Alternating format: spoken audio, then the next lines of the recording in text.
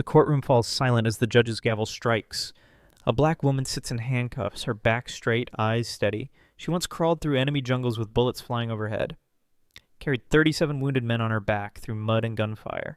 She never asked for praise, never asked for medals. But one quiet morning she spoke just 10 simple words. And in that moment, everything she had built was destroyed. Today they don't see a hero. They don't care about her scars or sacrifices. All they see is a black woman who dared to speak up. But here's what no one knows. In just minutes, a 4-star general will walk through those courtroom doors carrying a secret so powerful it could silence everyone and restore the honor they erased. Will he arrive in time to save her life's legacy? Stay, because what happens next will make you question everything you believe about freedom, justice, and power. Comment number 1. If you believe truth always wins. Comment number 2 if you think justice is never fair. Charlene Hayes sat alone at her usual table. 66 years old, but her back stayed straight like a line drawn tight. Her shoulders held the quiet strength of someone who had carried heavy rifles through jungles and deserts. Around her, the diner was silent except for the hum of old ceiling fans and the scrape of forks on cheap porcelain plates. She came here every morning at dawn. Same seat by the window. Same chipped coffee mug filled black. People barely noticed her anymore. Just another old woman in pressed khaki pants and a faded Marine Corps cap resting beside her. But if they looked closer, they would see the scars on her knuckles. The ridged tissue trailing down her forearm. Marks left by bullets and blades. Marks that once told a story of courage. They didn't see it. They didn't care. But today, the world would be forced to remember who Charlene Hayes truly was. Her hands wrapped around the coffee mug. Fingers curled tight to feel its heat. The skin on her knuckles was rough and dry, stretched over tendons like cables under tension. Small white scars crisscrossed her hands, fading now but never gone. Her palms were calloused from decades of holding rifles, cleaning engine parts, carrying crates of supplies in desert bases. Even now, she kept her nails trimmed short, her grip steady. There was a quiet dignity in how she held that cup, like she was holding on to the only warmth left in her life. Steam rose into her lined face. She didn't drink yet. She just sat there, feeling the ceramic burn against her skin. It grounded her, reminded her she was still here, still strong, still Charlene Hayes. Even if the world only saw an old black woman sitting alone with her coffee. Charlene's hair was cut short and neat, gray-streaked with white like ash over coal. Each strand lay in place, brushed back with care. She had worn it the same way since her first day in uniform. Clean, controlled, ready for inspection. But her eyes told another story. They were deep brown, almost black, framed by lines that spoke of long nights and silent grief. Eyes that had seen men die beside her in steaming jungles. Eyes that had watched bombs turn villages into dust and flame. Yet somehow, even with all they had witnessed, her eyes stayed warm. There was a quiet kindness in them, as if she still chose to see the good left in people, even after everything. That warmth kept her human in a world that tried so hard to take her humanity away. She closed her eyes and the memory came back sharp and bright. The jungle heat pressed down like wet iron. Her rifle rested against her cheekbone, breath slow, fingers steady on the trigger.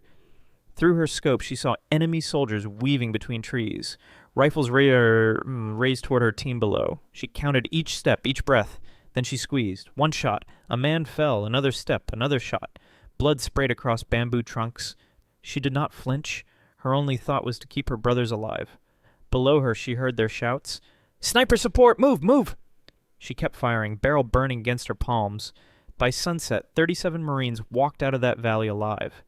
Because Charlene Hayes lay hidden in the mud, taking every shot with quiet certainty, unblinking eyes, and a promise she never broke. Charlene opened her eyes and the jungle faded. She was back in the quiet diner, steam curling from her coffee. Outside the window, dawn light spilled across cracked sidewalks. Cars drifted by, headlights glowing in the morning mist. She watched them without really seeing. Her gaze turned distant, unfocused. She wasn't thinking about the people rushing to work, or the waitress wiping tables with tired hands. Her mind lingered on faces long gone. Men who never came home, names carved into cold black stone in Washington, D.C. She took a slow breath, and her chest ached with a familiar heaviness. The world moved on so easily, but she carried those mornings in the jungle inside her every day. No one in the diner knew what her eyes were seeing through the glass. They only saw an old woman staring out at nothing. Her eyes softened as another memory rose, this one gentler, lined with grief. She thought of Marcus. His laugh still echoed in her mind, low and warm, like a song she never forgot. They met when she came back from her second tour. He was in the army, strong and calm, with hands that always found hers in the dark. He never made it home from the Gulf. His convoy was hid outside Basra. They sent her a folded flag and a letter written by a captain who didn't know him. She kept that flag in a wooden box by her bed, wrapped in his old t-shirt. She raised their daughter alone, taught her to stand tall, to read history, to know her worth. Charlene took every job she could. She taught classes by day and cleaned offices by night. Her girl never missed a meal. But every dinner felt heavy without his chair at the table. After the war, Charlene found a new battlefield, a quieter one lined with desks and the chalkboards. She taught history for 30 years at the local community college. Her students came in tired from night shifts, hungry for hope, lost in questions no one else bothered to answer. She taught them about wars and freedom, about Harriet Tubman, the Selma marches, the quiet strength of Rosa Parks. She spoke of justice not as a distant dream, but as a duty. Her lectures always circled back to dignity. Human dignity, she said, is the first right and the last defense. Some days she saw herself in their tired eyes. Young women working 2 jobs, veterans trying to find their way home inside themselves. Her classroom became a small shelter where they could breathe. For 3 decades she stood before them, voice steady, telling truths America tried to forget. As she reached for her coffee, her sleeve pulled back. The scar on her left forearm caught the dull morning light. It ran from her wrist to her elbow, jagged and pale against dark skin. Some students used to stare at it, too polite to ask. Some couldn't look at all. She never hid it. That scar was part of her story. Shrapnel tore through her arm when an RPG hit their convoy outside Da Nang. She tied a tourniquet with her belt and kept firing until the medics came.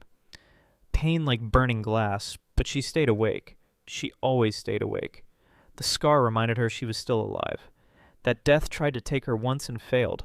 People saw an old woman with shaking hands. They never saw the steel that ran through her bones. But today, someone would force her to remember what that scar truly meant. She lifted the cup to her lips and drank slowly, eyes half closed. The bitter heat filled her chest, grounding her for another quiet morning. But outside, the sun was rising on a different day, a day that would strip her of everything she carried with silent pride. In just a few minutes, the same hands that once steadied a sniper rifle would be forced behind her back. The same fingers that wrote lesson plans and braided her daughter's hair would feel cold steel biting into her skin. They would not see a teacher or a veteran. They would see a threat like this video if you believe people like Charlene deserve respect, because today her dignity would be torn away, not by war, but by a society that never cared what she sacrificed to keep it safe. The doorbell above the diner rang with a sharp jingle. 3 young men stumbled inside, laughter rolling out ahead of them. Their clothes smelled of stale beer and cheap cologne, mixed with the faint bitterness of burned weed. Tyler Morrison led the way. Hair bleached almost white, sneakers bright and clean. Behind him walked Jake Sullivan and Brett Collins. Their eyes were red from lack of sleep and long hours of drinking. They moved like they owned the cracked linoleum floor, brushing crumbs off a booth seat without looking where it fell. Charlene didn't turn her head. She knew their type. Boys raised to believe the world was built for them. Boys who never tasted fear, never carried loss in their lungs. She kept her gaze on the coffee swirling in her cup, hoping they would sit far away and let the morning remain quiet. Tyler paused when he saw Charlene sitting alone by the window. A slow smile spread across his face, curling at the edges with something bitter. His bleached hair caught the fluorescent lights, almost glowing against his tanned skin. He tilted his head, studying her like she was an old painting gathering dust in a forgotten room. He nudged Jake with his elbow and jerked his chin toward her. The smile turned into a smirk. His eyes roamed over her pressed khakis, her neat gray hair, the Marine Corps cap resting beside her coffee. There was no respect in his gaze, only arrogance and that quiet cruelty some people carried like blood in their veins. Charlene felt his stare settle on her back like cold water. She kept her eyes down, tracing the rim of her cup with her thumb, hoping he would look away. But Tyler Morrison wasn't done with her yet. Tyler's voice cut through the quiet diner, sharp and careless. "Look at that," he said, loud enough for everyone to hear. An old black woman taking up a whole table by herself. Jake let out a short laugh. Brett snorted and shook his head, dropping into the booth beside them. Their movements were loose and clumsy from a night without sleep, but their words landed heavy in the stillness. Charlene didn't move. Her eyes stayed on the dark swirl of her coffee. She had heard words like that her whole life, from playgrounds to briefing rooms. Racism never surprised her. It only reminded her how fragile people's dignity became in the hands of those who never learned restraint. The waitress froze mid-step, glancing at Tyler with tight lips. No one spoke up. The three young men leaned back, satisfied. For them, humiliating her was just another way to feel powerful. Jake leaned forward, his grin wide and cruel. "Probably been sitting here all night with one coffee," he said. "That's what they do, right? Take up space for free." Brett laughed loud, slapping the table with his palm. "She looks tough, though. Think she used to fight or something? Bet she was just some army cook, flipping eggs for real soldiers." Their words fell heavy into the air, sharp with racist scorn and lazy misogyny. The waitress glanced at Charlene with pity in her eyes, but said nothing. Other customers pretended to focus on their plates, ears burning with shame they wouldn't name. Charlene kept her back straight. She felt every syllable like grit between her teeth. She didn't flinch, didn't speak. She had learned long ago that dignity was silent power. But inside her chest ached with the knowledge that some wars never end. They just find new battlegrounds. Charlene raised her head slowly. Her eyes met Tyler's without fear, dark and steady under the harsh diner lights. Her voice was quiet, calm, each word clear as glass. "I just need you boys to lower your voices," she said. "This is a public place. Everyone deserves some peace." For a moment there was a silence, the kind that feels like the pause before thunder. Tyler blinked, surprised she spoke at all. Jake shifted in his seat, smirk fading to something colder. Brett clenched his jaw, drumming his fingers on the tabletop. Charlene didn't look away. Her hands stayed folded around her cup, knuckles white against the ceramic. She wasn't trying to challenge them. She only asked for simple respect. But men like them saw quiet dignity as an insult. And in that silent second, she felt the air shift. She knew their reply wouldn't be words. Tyler's chair scraped back with a screech. He shot to his feet, eyes flashing with sudden rage. The smirk was gone, replaced by something darker. He pointed at Charlene, voice rising sharp and shrill in the quiet diner. "She's threatening us!" he shouted. "Did you hear her? She said she'd hurt us!" Jake and Brett looked up quickly, catching on to his game. Their eyes darted around the diner, checking who was watching. Brett pulled out his phone, camera ready, while Jake widened his eyes in fake fear. Charlene didn't move. Her hands stayed around her mug, steady despite the pounding in her chest. Around them, forks froze halfway to mouths. The waitress stood frozen behind the counter, eyes wide with disbelief. Tyler leaned forward, glaring at Charlene with hateful triumph. "You're going to regret this," he hissed under his breath, low enough that only she heard. Brett lifted his phone with a shaky hand, camera pointed straight at Charlene. His shoulders trembled as he forced tears into his eyes. "She's threatening us," he said, voice cracking with fake fear. "I'm recording this for evidence. She said she knows how to make people disappear." Jake leaned in closer, nodding along, his face twisted into a mask of frightened disgust. "Yeah, she's crazy. She just snapped out of nowhere." Charlene looked at them, calm and silent. Her eyes burned with quiet grief more than anger. She knew exactly what they were doing. She had seen the same performance before. Different men, different years, but always the same script. The phone camera caught her dark skin, her lined face, her Marine Corps cap resting on the table. It didn't record her silence. Or the dignity in her stillness, only the story they wanted to tell. Jake pulled out his phone, fingers moving quickly. He pressed 911 and put it on speaker, making sure everyone could hear. His voice trembled as he spoke, every word dripping with false panic. "Please, you need to send someone now," he said, eyes locked on Charlene. "There's a black woman here threatening to kill us. She said she's killed people before in the war or something. She's dangerous." The diner fell silent except for the scratchy voice of the dispatcher on the other end, asking for details. Jake glanced at Tyler, who nodded with approval. Brett kept his camera pointed at Charlene's still face. Charlene sat unmoving, feeling the weight of every eye in the room pressing down on her skin. She didn't speak. She didn't beg. Inside her chest, her heart beat slow and heavy. She knew what was coming. This wasn't the first time truth lost to fear. Charlene lowered her eyes to her coffee again. The steam had faded. The surface had gone cold. Around her, the boys whispered and chuckled, rehearsing their fear for when the police arrived. Outside, faint sirens began to echo down the quiet street, rising louder with each passing second. Customers shifted in their seats, some staring at Charlene with pity, others with suspicion. No one spoke up. No one asked what really happened. She closed her eyes for a moment and let out a slow breath. She wasn't thinking about herself. She thought about her daughter, about the pain this would bring her, about how a mother could be turned into a threat with a single lie. But what waited for Charlene outside wasn't an apology or a chance to explain. It wasn't even anger or blame. What waited was something far colder, something that had always been waiting for women like her. The door burst open with a sharp clang. 4 police officers stormed in, boots pounding the tiled floor. Their guns were already drawn, pointed straight at Charlene. The entire diner froze in silent shock. "Hands where we can see them!" one officer shouted, voice echoing against the glass windows. Another moved quickly to her side, eyes hard, finger tight on the trigger. Charlene didn't move. Her hands rested on the table, palms open. She kept her eyes on the cold coffee in front of her, feeling the quiet betrayal of a country she had bled for. Around her, customers pressed back against their seats, wide-eyed and breathless. The officers spread out, forming a wall of black uniforms and steel. They didn't see a woman or a teacher or a veteran. They saw a threat to be silenced. What would you do if you witnessed this? Comment your thoughts below. The oldest officer stepped forward. His hair was gray at the temples, his eyes sharp under heavy brows. He pointed a trembling finger at Charlene, his other hand gripping his gun so tightly his knuckles turned white. "Stand up!" he barked. "Put your hands flat on the table! Now!" Charlene raised her eyes to meet his. For a brief moment, neither moved. The room seemed to shrink around them, filled only with the sound of shallow breathing and the faint hum of the ceiling fan. Slowly, she placed her palms flat on the table, the scar on her forearm catching the light. Her shoulders stayed straight, her face calm. She didn't argue, didn't plead. She just waited. The officer's jaw clenched. To him, her silence was defiance. Her stillness was threat.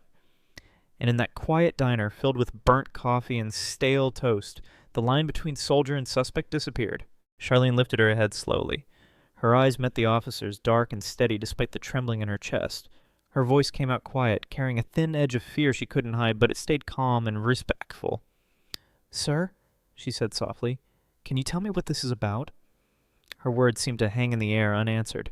The officer didn't blink. His finger twitched near the trigger, his jaw tightened even more. Around them, no one spoke. The waitress pressed a shaking hand to her lips. A man in a construction vest shifted uncomfortably in his seat. Charlene's breath felt cold in her throat. Her hands stayed flat on the table, fingers spread wide. She knew sudden movements could end lives. She learned that lesson in war. And now it echoed again here in a small-town diner that smelled of eggs, grease, and silent fear. They didn't answer her question. The older officer stepped forward, gun still aimed at her chest. Another officer moved behind her quickly. She felt his strong grip close around her wrist, twisting her arm up and back. Pain shot through her shoulder, sharp and electric. She gasped, her breath catching in her throat. The cold bite of metal snapped around her wrists as the handcuffs locked tight, pressing into old scars and tired bones. Her coffee cup tipped over, spilling dark liquid across the table and dripping onto her lap. She didn't flinch. Her eyes stayed fixed on the window where the morning sunlight poured onto the empty street. Outside, the world kept moving. Inside, her dignity was being stripped away in silence. They pulled her up roughly from her seat. Her knees ached under sudden weight, but she refused to stumble. Charlene Hayes, Marine sniper, walked out of that diner with her head held high. The coffee cup hit the edge of the table and rolled off. It landed on the tile floor with a dull crack, hot liquid spilling out in a dark brown arc. Drops splashed against Charlene's boots, old tan combat boots worn soft from years of marches and teaching long hours on her feet. The coffee spread quickly across the floor, curling around the scuffed rubber soles. Steam rose for a moment before fading into the morning chill of the diner. Her laces darkened where the liquid soaked in, a small stain on boots that had walked through jungles, deserts, and quiet campus hallways. Charlene looked down at them as the officers pulled her away. The smell of bitter roast filled the air. To anyone else, it was just spilled coffee, but to her it was the final quiet insult. Warmth lost, dignity wasted, memories of quiet mornings now forever tainted by fear. Maria dropped the pot of coffee she was holding. It clattered onto the counter, hot liquid sloshing over her wrist, but she didn't flinch. Her eyes were wide with shock and rising anger. "She didn't do anything!" Maria shouted, her voice shaking. "She was just sitting here drinking her coffee. They were the ones yelling at her." No one moved. The customers stared down at their plates, silent and pale. One man shifted uncomfortably but didn't look up. The officers ignored Maria's words completely. To them, she was invisible. Just another waitress in a cheap diner, too unimportant to matter. Charlene turned her head slightly. For the first time that morning, her eyes softened. She met Maria's gaze and nodded once, a quiet thank you in the middle of her humiliation. Then the officer pushed her forward again, toward the door and the waiting squad cars outside. "Step back!" The officer barked at Maria, his voice hard and cold. "This isn't your business. Stay out of it!" Maria froze, her hands trembling at her sides. The other customers sat in silence, eyes down, breath shallow. The officer glared at her for another second before turning away. gripping Charlene's arm tighter as if to remind everyone who held power here. Charlene didn't look back. Her eyes stayed fixed on the door ahead as the pale morning light spilling in across the tile floor. Her wrists burned where the cuffs bit into her skin. Each step felt heavier than the last, but her back stayed straight. Outside, the squad cars waited with engines idling. Inside, Maria stood rooted behind the counter, chest heaving with helpless rage. She watched Charlene being led away, the old woman's dignity held together by silence and memory alone. They pulled Charlene through the narrow aisle past tables stacked with half-eaten breakfasts and coffee rings. Forks froze mid-air. Conversations died into breathless silence. Every pair of eyes followed her, wide with shock, fear, or quiet shame. No one moved to help. No one spoke up. Some stared at the floor, pretending not to see. Others watched with that blank, helpless gaze people wore when witnessing injustice they felt powerless to stop. Her boots scuffed against the cracked tile with each step. Outside, sunlight spilled across the sidewalk, bright and harsh. The squad cars waited, engines rumbling low like growls. Charlene didn't struggle. She kept her chin high, eyes steady, refusing to let them see her pain. This was a humiliation designed to break her spirit. But as they pushed her through that doorway into the morning glare, her silence became its own quiet rebellion.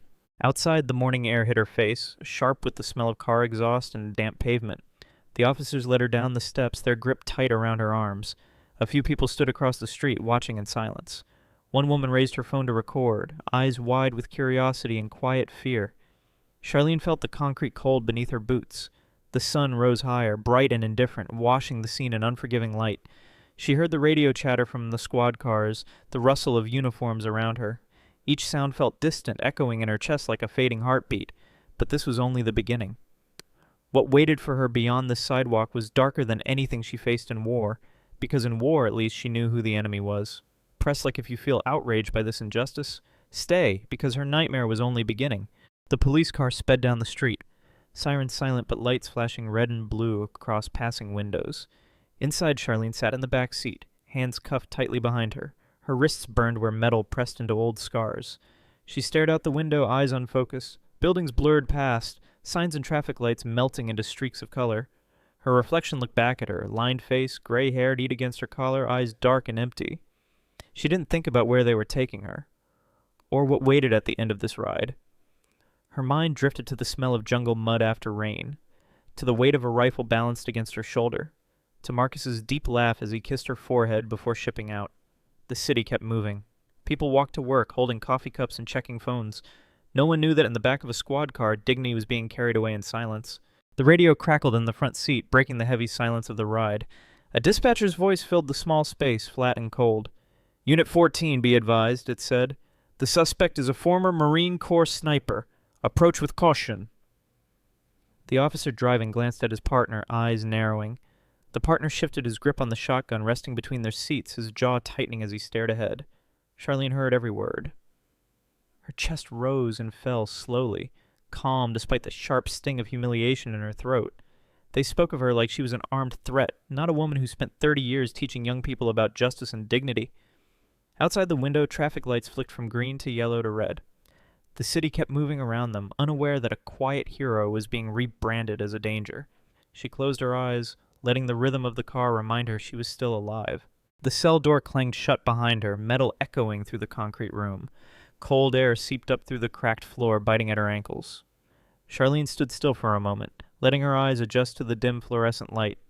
3 other women sat on the narrow benches lining the walls. One stared blankly at the floor, arms wrapped around her knees. Another picked at a scab on her knuckle, eyes darting up with suspicion. The third woman, broad-shouldered with tattoos curling up her neck, looked Charlene over with a slow, cold smile. Charlene moved to the corner and sat down carefully, the steel bench hard against her bones. She folded her hands in her lap, feeling the metal cuffs still biting into her wrists and memory, and the smell of bleach and sweat filled her lungs. For a moment she closed her eyes. She remembered jungle rain, freedom, dignity. All of it felt far away in the silent frozen cage.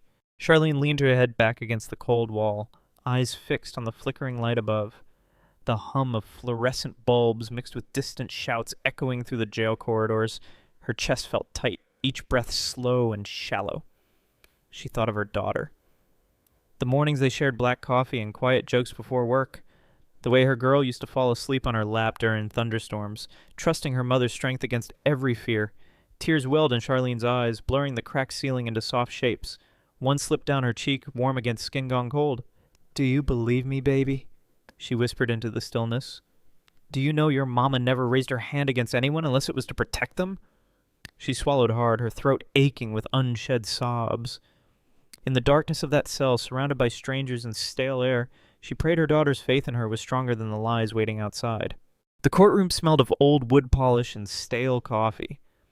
Charlene sat quietly beside her public defender, wrist chained loosely to her waist. Her eyes stayed fixed on the polished floor beneath her feet, breathing slow and controlled. The prosecutor stood tall at the front, her navy suit crisp and sharp. She lifted a folder and read aloud, her voice ringing clear against the hay ceilings. "Charlene Hayes," she began, "you are charged with terroristic threatening in the 2nd degree and disturbing the peace." Charlene felt the words wash over her, heavy and foreign. Terroristic threatening. As if her quiet dignity, her simple request for silence, carried the force of bombs and blood. She clenched her hands together, feeling the thin tremble in her fingers. Around her, jurors watched with cold, curious eyes. She wondered how many of them saw a teacher and mother, and how many saw only what the prosecutor described, a threat disguised as a woman. Her lawyer shifted beside her, flipping through the thin stack of notes with shaking hands. He couldn't have been older than 27. His tie was crooked, sweat staining the collar of his white shirt. When he spoke, his voice wavered, thin and uncertain. "Your Honor," he began, glancing nervously at the prosecutor, "my client, Ms. Hayes, she maintains that she never threatened anyone. She was simply—" The judge cut him off with a tired sigh, eyes already drifting back to the prosecutor's table. The young lawyer swallowed hard, fumbling with his papers, searching for a point strong enough to anchor his defense. Charlene watched him quietly. He reminded her of her first students, earnest, bright-eyed, terrified of mistakes. But this wasn't a test. This was her life. And as his fingers trembled on the page, she realized he wasn't ready to fight for it. That night, the news ran her story on every local channel. Bright graphics splashed across the screen. Marine sniper threatens college students. A reporter with perfect hair and a polished smile spoke directly into the camera. Charlene Hayes, a retired Marine Corps sniper, was arrested today after threatening 3 white college students with violence. Sources claim Hayes suffers from untreated PTSD and posed an immediate danger. Behind him, her mugshot glowed on the screen. Eyes tired, hair pulled back tight, the number board hanging heavy in her hands. They didn't show her Purple Heart, or her years teaching civil rights, or her quiet mornings with coffee and old memories. Online headlines multiplied. Dangerous veteran snaps. Marine sniper turns on innocents. Charlene sat alone in her cell, staring at the stained concrete wall. Each headline felt like another small death. The erasure of her dignity, her story, and her truth. Hundreds of miles away, in a quiet office lined with books and military plaques, a man sat alone in the dim glow of his desk lamp. His hair was silver, cut short to regulation length despite his retirement. Wrinkles lined his dark skin, carved deep by years of command and battlefield decisions. On his laptop screen, Charlene's mugshot filled the frame. The headline scrolled beneath, "Marine Sniper Threatens Students." He leaned forward, reading each line carefully, jaw tightening with every word. General Samuel Wyatt remembered her face clearly. The young sniper with steady hands and eyes that saw further than any scout. The woman who saved his entire unit from an ambush decades ago. His chest burned with quiet rage. Outside his window, dawn was breaking, gold and crimson across the silent base. Inside, his resolve hardened. Someone had to speak the truth, and it would be him. The helicopter's blades sliced through the dawn air, roaring to life with a thunderous rhythm that shook the ground below. Soldiers and base staff paused to watch as it lifted off the helipad, dust swirling in wide circles around its landing gear. Inside, General Wyatt sat strapped into his seat, helmet in his lap. His eyes stayed fixed on the horizon, where the sun was climbing slow and gold behind scattered clouds. The hum of the engine vibrated through his bones, steady and familiar. Beside him sat a young military aide, gripping a briefcase tight against his chest. Inside were classified documents, sealed testimonies, and decades-old commendations bearing Charlene Hayes' name. As the helicopter banked east toward the city, Wyatt closed his eyes for a moment. Memories of gunfire and jungle heat flickered behind his lids. But today wasn't about war. Today was about honor, and repaying a debt written in blood. Across from General Wyatt, Jacqueline Sanders sat rigid in her seat, strapped tight against the vibrations rattling the helicopter's steel frame. Her silver hair was pulled back into a tight knot at the base of her neck, revealing a lined forehead and sharp, commanding eyes. Her uniform was immaculate. 4 gleaming stars rested on each shoulder, catching slivers of early light that filtered through the cabin window. She held a tablet in one gloved hand, scrolling through reports with quick, precise movements. Every so often she paused, her cold eyes narrowing as she read. Her jaw tightened, the faint scar along her cheek pulling tight with quiet anger. To anyone else she looked carved from steel, unbreakable, unshaken. But inside her chest burned with fury. She knew who Charlene Hayes was, she knew what the system was trying to erase, and she would not let it happen. General Sanders set her tablet aside and reached for the thick folder strapped to her thigh with a black leather belt. She unclipped it with one swift motion, flipping the cover open against her knee. Inside, stamped in bold red ink, were the words "Top Secret." Her gloved fingers turned the pages quickly, scanning line after line of dense coded reports. Operations, missions, confirmed kills, rescues, commendations. Then she reached the page she was looking for. At the top, typed in black ink over faded military insignias, was a single name: Charlene Hayes. Sanders' eyes softened for the briefest moment, her breath catching in her chest. She ran her thumb across the paper, feeling the raised seal of Marine Command. Memories of radio calls crackling through jungle static filled her mind. She snapped the folder shut, jaw set hard. The world would soon remember who Charlene Hayes truly was. Sanders closed her eyes for a moment, steadying her breath against the rattling cabin. Images flickered behind her lids. Jungle nights lit by tracer fire, radio calls thick with static, a young sniper's calm voice cutting through chaos. She knew exactly who Charlene Hayes was. Not just a sniper, not just a Marine, but the woman who saved 40 American lives on a mission the Pentagon buried for half a century. A hero denied medals because of her skin, a soldier erased from history because she was black, and a woman. Opening her eyes, Sanders gripped the folder tighter. Her lips pressed into a thin, cold line. America owed Charlene more than justice. It owed her the truth. Shouted loud enough for the world to hear? Subscribe now, because in the next part, what you see will shatter everything you believe about honor, power, and the price of silence. The helicopter descended onto the courthouse lawn, its blades chopping the morning air into a deafening roar. Reporters standing outside clutched their microphones tighter as wind whipped around them, snapping suit jackets against their bodies and sending hair flying across their faces. Camera crews scrambled to steady their shots. Lenses zoomed in, capturing the military insignia on the black helicopter as it settled onto the grass. Dust and loose papers spiraled upward, swirling around flashing lights and urgent voices. General Sanders stepped out first, her boots sinking slightly into the soft earth.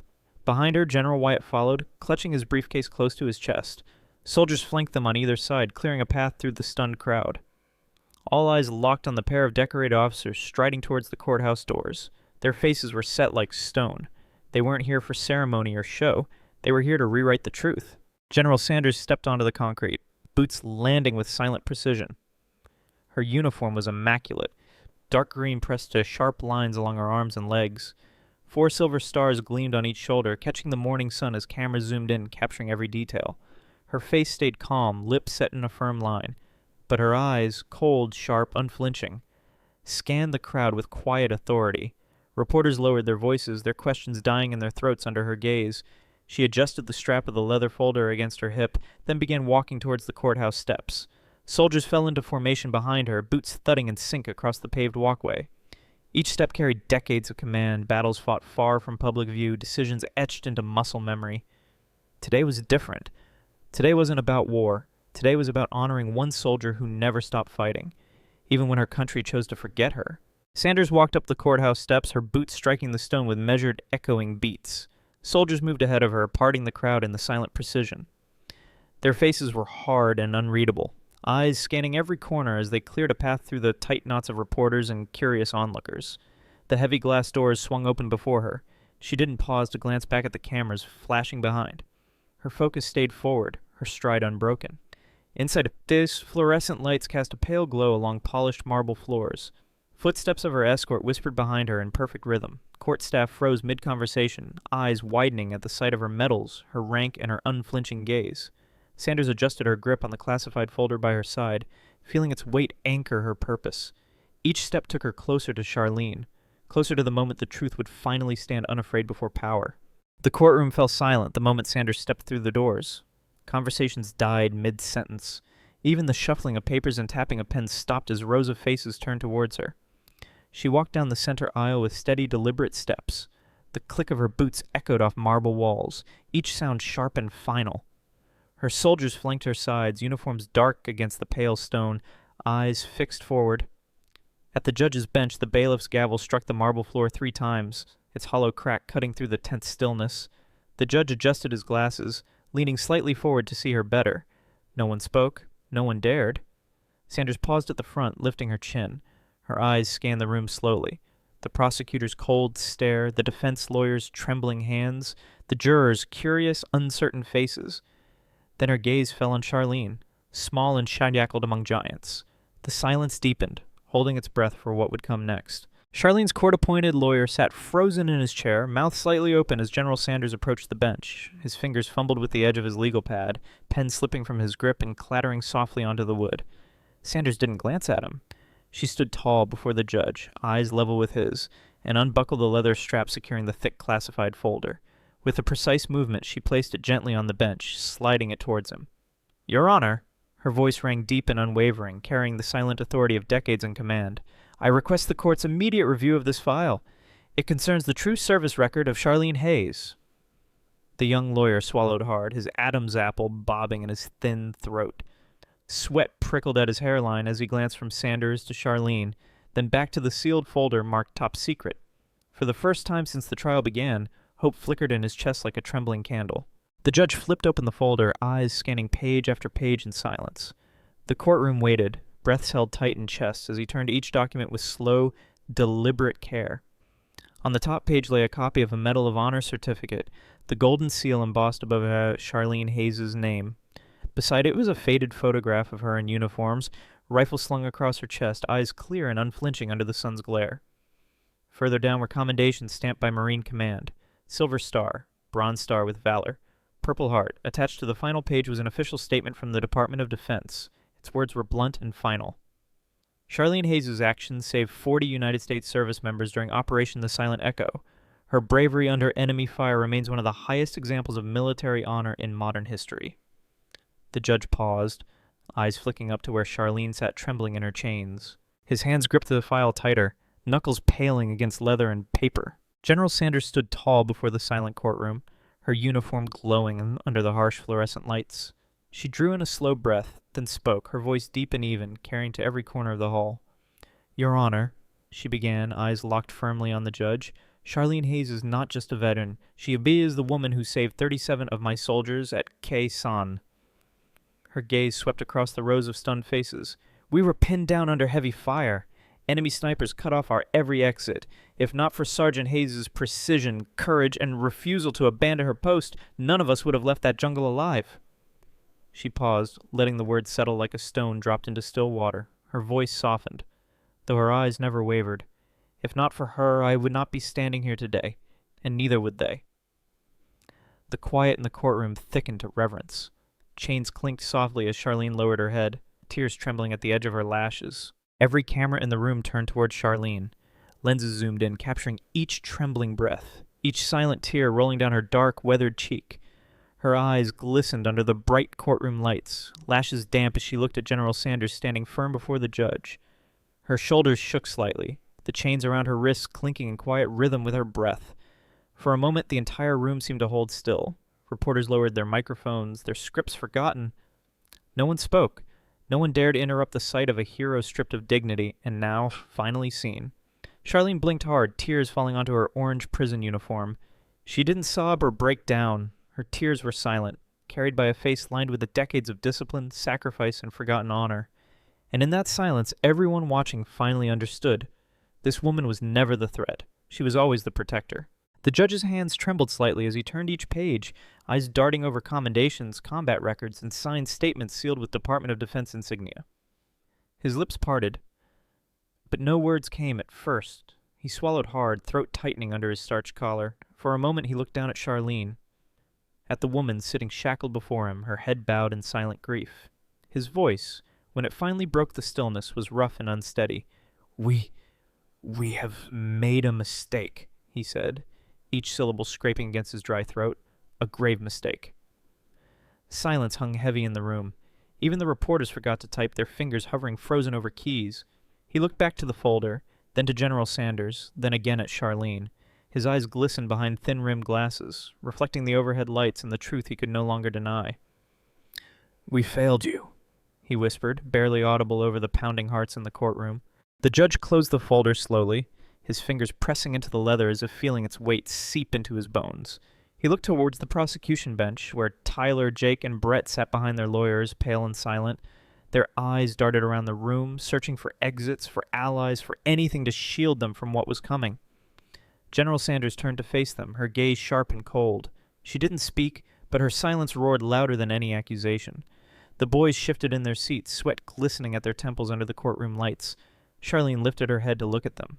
No hatred burned in her eyes, only a quiet question that none of them could bear to answer. Why? The judge took a deep breath, voice hardening as he addressed the court. "These young men will face their own reckoning. Lies have consequences." "But what will that punishment be? Comment justice if you believe true. Justice needs action, not just empty apologies." The judge placed the heavy folder gently onto his desk. His hands lingered there for a moment, fingertips brushing the worn leather as if trying to absorb its truth. Slowly he raised his head. His eyes met Charlene's across the silent courtroom. Red veins laced the whites of his eyes, glistening with unshed tears under the harsh ceiling lights. He didn't blink. He didn't look away.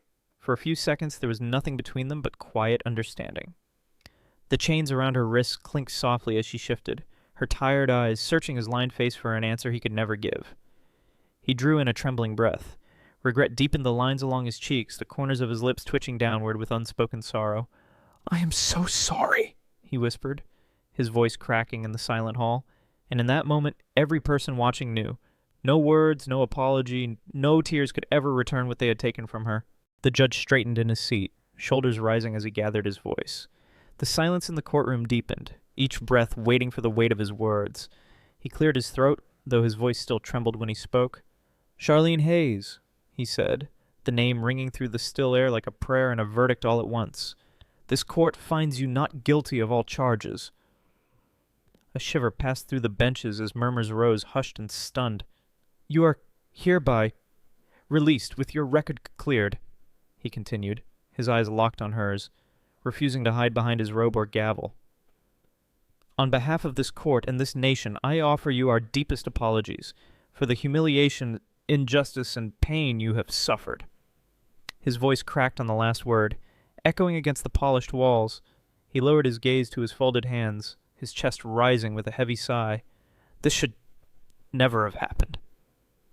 Chains clinked as Charlene's shoulders shook in silent relief. Charlene sat frozen for a moment, as if her mind couldn't grasp the words echoing through the courtroom.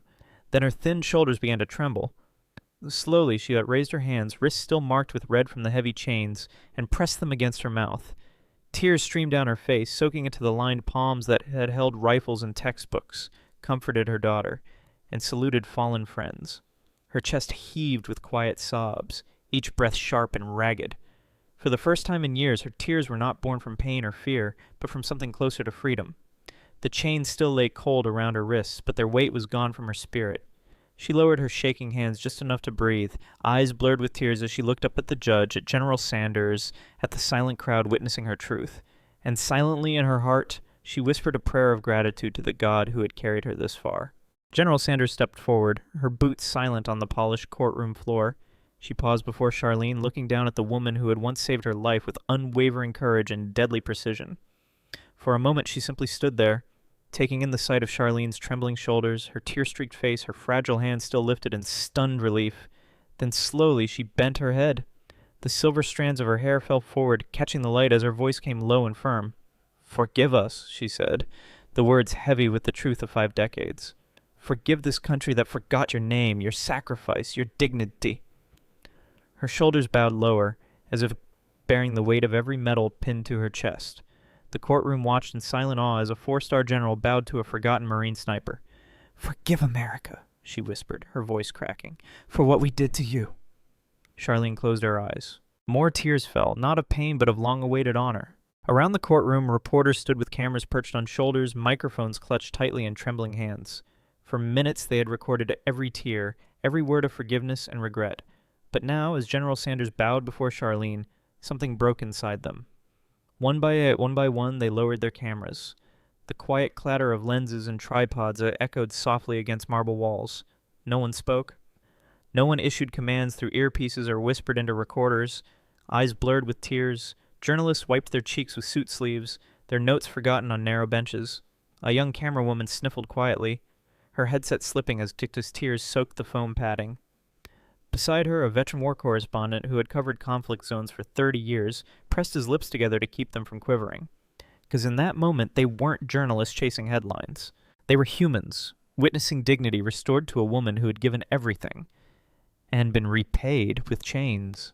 Charlene stepped out of the courthouse, her worn boots touching the warm stone steps with quiet finality. The late afternoon sun bathed the plaza in a golden glow, each ray catching in her salt and pepper hair. Strands of silver lit up like threads of metal ribbons shining with every movement. For a moment, her hair seemed to glimmer like the Medal of Honor pinned years ago to a uniform she no longer wore. She paused, breathing in the sharp scent of summer grass mixed with car exhaust. The breeze lifted the edges of her faded jacket, revealing the faint purple heart patch sewn onto its sleeve. Closing her eyes, she felt the warmth soak through her skin, easing the chill that prison walls had etched into her bones.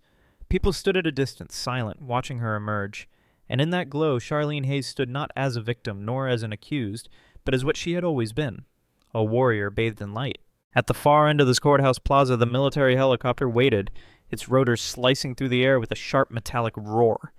Wind churned across the concrete, whipping dust into small spirals around Charlene's boots. Her jacket flared behind her, the thin fabric snapping against her legs like a battle flag caught in sudden storm winds. Strands of her silver hair whipped across her cheeks, tangling in the salt left behind by drying tears. Soldiers stood near the aircraft, backs straight, uniforms pressed to perfection. Their eyes followed her silently as she approached, each of them holding their salute close to their hearts. The roar of the blades filled her chest like a war drum, thumping with a rhythm she had known since her first combat insertion decades ago. She did not flinch. Instead, she walked forward with quiet dignity, head high, eyes clear. For the first time in years, Charlene Hayes felt the wind lift her spirit as easily as it lifted her coat. Charlene climbed the metal steps into the helicopter, gripping each rail with her calloused fingers. The cabin smelled of oil, leather, and steel, scents that always pulled her mind back to deployment days. She turned before taking her seat, glancing through the open door. Below, the courthouse loomed, its stone pillars gleaming white in the setting sun. The plaza was filled with people.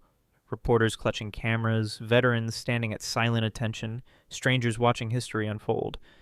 As the rotors gained speed, the ground seemed to sink away. The shapes of people shrank into small scattered dots. Flags rippled along the courthouse steps, their colors blurred by the swirling wind. For a moment, her heart clenched. She saw the place where her dignity had been stripped away, and then restored. Breathing slowly, she closed her eyes. The roar of the engine rose around her, lifting her above a city that had once tried to bury her name in chains and concrete. The next morning, Charlene pushed open the door to Murphy's Diner. The familiar chime rang above her head, a sound that once meant routine and quiet peace. Sunlight streamed through the wide front windows, illuminating the small booth where she had sat every morning. But now the old cracked wooden chair was gone. In its place stood a new polished oak seat, sturdy and gleaming. Her eyes caught the small brass plaque fixed to the chair's backrest. The engraving shone under the morning light. Charlene Hayes, our hero. For a long moment she simply stood there, reading each word with trembling lips.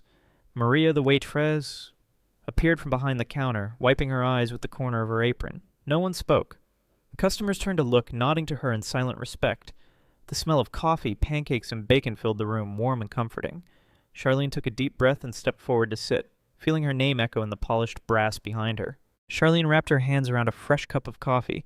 Steam rose, curling into soft white threads against the morning light.